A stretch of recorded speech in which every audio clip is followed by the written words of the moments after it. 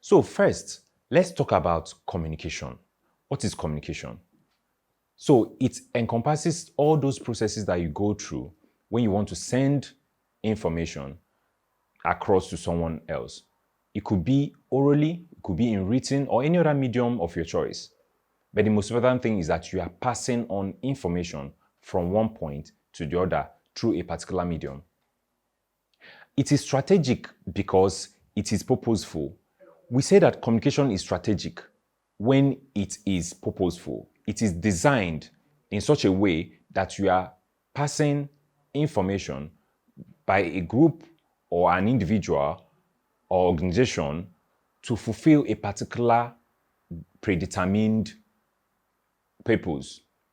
So what this means is that when you have set out to achieve a particular thing with the piece of communication or piece of information that you want to send, you have predetermined the result that you are going to get at the end of the day. You can now properly say that that communication is strategic.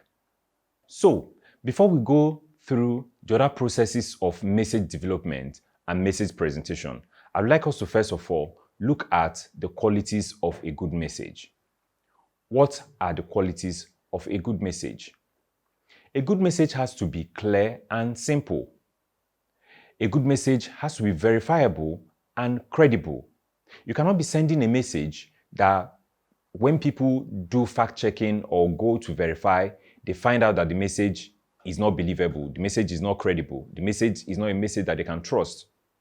You can also be sending a message that is not clearly understood by the person that you want to send the message to. So your message has to be clear and simple. It has to also be verifiable. It has to also be credible. Your message has to also be relevant and relatable to the person that you are passing the message to.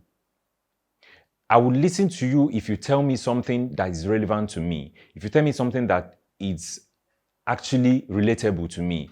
Therefore, when you are talking to someone, you have to talk in a manner that the person can connect with. You cannot be talking to an illiterate, for instance, and you are using university jargons or university slangs. You already know that you are cutting off the person. The person cannot relate to what you are talking about.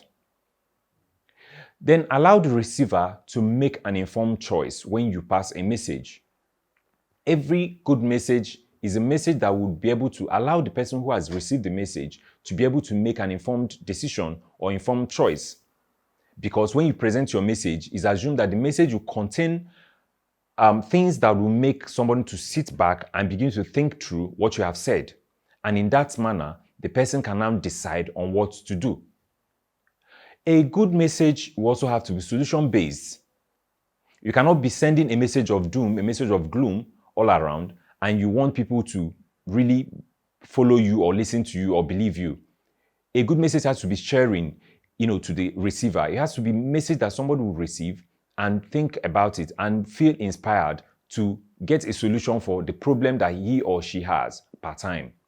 Therefore, if you are sending a message, think through it to see, does this message lament on the problems or does it offer solutions to the problems? A good message also will have to offer some relevant benefit to the receiver. People often ask, what is in it for me?